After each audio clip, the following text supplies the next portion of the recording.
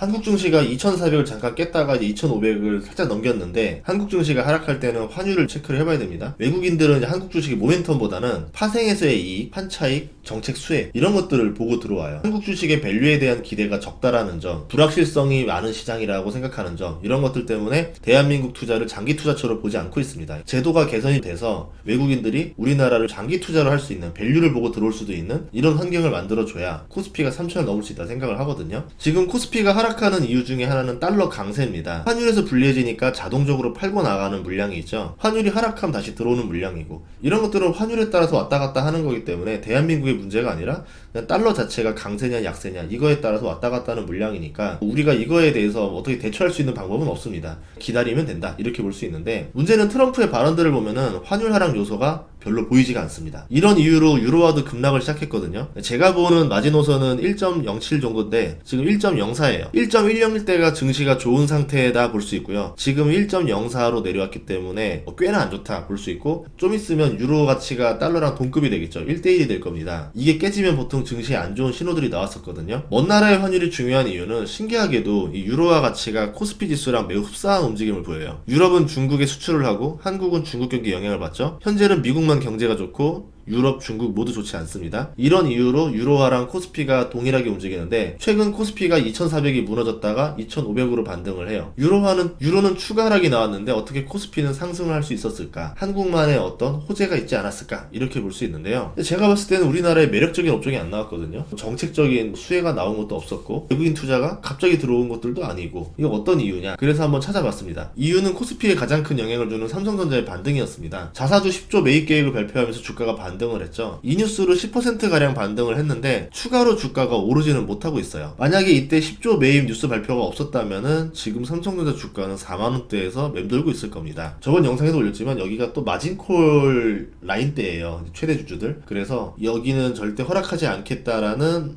어떤 의지가 보이더라고요. 수급을 보면은 외국인들이 자사주 매입 발표할 때만 순매수를 하고 바로 다음날부터 순매도를 쭉 이어갑니다. 다행인 점은 5만원을 깨던 당시 엄청난 순매도를 보이다가 지금은 순매도가 약해졌죠. 그러니까 외국인들 입장에서는 오너 일가가 여기를 적극적으로 방어하려는구나. 만약에 여기서 깨고 들어갔다가 또 다른 정책, 자사주 매입을 한 번 더 하다든가 이런 뉴스들이 나와서 주가를 올려버리면 본인들이 당하기 때문에 쉽사리 공격을 못하는 겁니다. 개인들은 하락할 때 엄청난 순매수를 보이다가 자사주 매입 발표 뉴스 이후부터는 순매수가 약해집니다. 그러니까 개인들은 물타기 위주로 들어왔던 매수세다 이렇게 볼 수 있겠죠. 반면에 기관은 열심히 외국인의 매도세를 받아주고 있습니다. 기관은 삼성전자 호재를 혹시 알고 지금 매수를 하는 거 아닌가 이렇게 생각해 볼 수도 있잖아요. 그래서 기관에서도 누가 사는가를 보면은 어느 정도 좀 흐름을 알 수 있는데 이번에는 꽝이에요. 기관의 순매수량의 대부분이 연기금 순매수량입니다. 연기금이 삼성전자를 우주방어하러 등장하는 거냐 이게 또 하나의 호재가 될 수 있어요. 왜 그러냐면 주식 세계에서 오래 하신 분들은 알 겁니다. 낭만적인 전설이 하나 내려와요.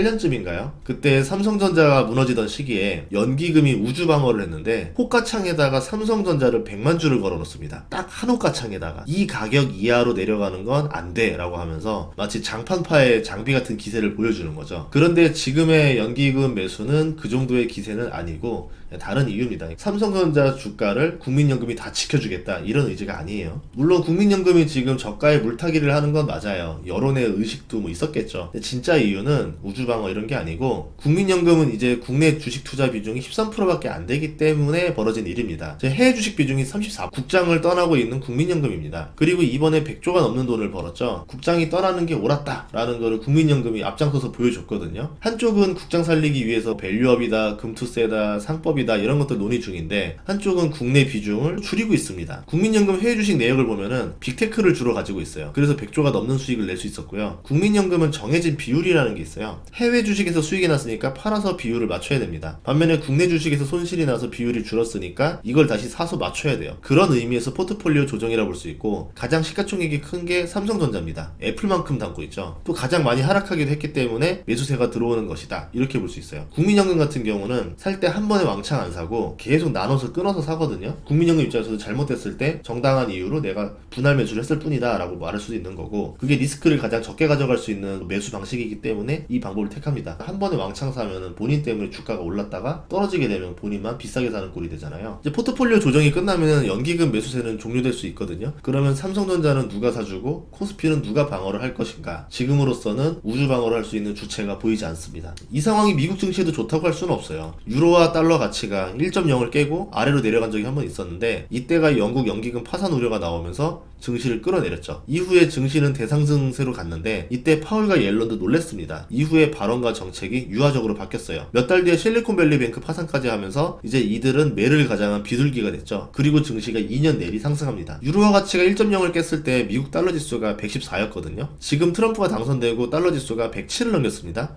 그리고 상승 각도가 그때랑 되게 비슷해요. 이 속도면은 유로화가 더 하락할 가능성이 있거든요. 그러면 코스피는 유로화랑 디커플링을 깨고 올랐던 상승이 다시 하락으로 전환될 가능성이 있다는 거죠. 그래도 희망이 하나 있습니다. 이게 어떤 거냐면 젠스랑인데요. 오늘 삼성전자 HBM 승인을 위해서 최대한 빨리 작업 중이다. 이렇게 응원의 답변을 했어요. 근데 장소가 본인 학위 수여식이었었습니다. 여기서 블룸버그 기자가 물어봤는데 좋은 날 좋은 말 해야지 나쁜 말 하기 그렇잖아요. 저는 이게 예의상 한 말이 아닐까 생각이 들거든요. 왜냐면 구체적인 숫자도 없었고 그냥 응원의 의미로 보는데 이거를 호재라고 생각하기 좀 애매하지 않을까? 근데 이게 감성으로 움직이는 한국장이기 때문에 이게 또 어떻게 움직일지 모르겠어요. 제가 젠스랑에 대해서 계속 경계의 끈을 놓지 않는 이유 중에 하나는 젠스랑은 대만을 사랑하는 대만 사람이에요. 그의 행적을 보면은 대만에 대한 애정이 가득한 사람입니다. 그런데 삼성은 어떤 기업이었느냐? 10년 전에 대만을 고통으로 몰아넣은 기업이에요. 메모리 치킨 게임에서 17대1로 싸웠죠. 홀로 격파한 기업이 삼성전자입니다. 삼성 때문에 대만의 반도체 산업이 괴멸될 뻔했는데 삼성에 대한 감정이 좋진 않을 거예요. 비즈니스에서 돈이 된다면 원수와도 손을 잡는 곳입니다. 삼성전자는 분명히 엔비디아에게 돈이 되는 기업이고 삼성전자가 5세대 HBM을 엔비디아에 납품해야지만 엔비디아도 마진율을 늘릴 수 있는 핑계거리가 생기거든요. 그렇기 때문에 정말 젠스랑 말대로 제발 잘 됐으면 좋겠어. 이번 컨퍼런스 콜에서 자신들의 협력사 이름을 하나씩 다 불러줬는데 여기에 삼성 이름이 없었습니다. 아직 협력사가 아니다 이런 뜻이죠. 그리고 협력사를 부르는 건 이례적인 일인데 왜 그렇게 불렀나 생각을 해봤어요. 의미 없는 행동은 아닐 겁니다. 같은 대만인 CEO인 슈퍼마이크로컴퓨터 같이 지금 흔들리는 기업들을 챙겨주기 위해서 여기 우리 패밀리야 라는 걸 한 번 더 인정해주기 위해서 한 포석이 아닐까. 이게 1번이었고요. 두 번째는 협력사랑 지금 무언가 갈등이 있는 게 아닌가. 그래서 이 공개되지 않은 갈등을 봉합하기 위해서 딱 하나하나 이름을 불러주면서 너희들은 우리 패밀리다. 싸우지 말고 같이 힘을 합치자. 이런 마음을 나타낸 건 아닌가 생각이 듭니다. 투자라면은 블랙엘에 대해서 지금 어떤 상태인지 한번 체크를 해봐야 되겠죠. 요새 시리즈로 지금 붕괴되고 있는 K 수출 업종들 분석을 하고 있는데 반도체는 정말 붕괴되면 안 되는 산업이거든요. TSMC가 없는 대만처럼 될 수도 있어요. 삼성전자랑 SK하이닉스 없는 한국은 기술주가 없는 한국이다 보시면 됩니다. 굉장히 큰 타격이라는 거죠. 그래서 한국 사람이라는 두 회사가 잘 되기를 응원을 해줘야 된다. 이렇게 생각하고요. 이번에 삼성전자 이슈를 봤듯이 비즈니스 세계에서는 힘이 있을 때만 손을 내밀어 줍니다. 기술력이 떨어진 기술기업은 철저하게 외면을 받는 곳이거든요. 이건 회사 생활, 사업해보신 분들은 어떤 말인지 알 거예요. 다음 시간에도 좋은 정보로 찾아뵙겠습니다. 구독과 좋아요, 알림 설정 부탁드릴게요.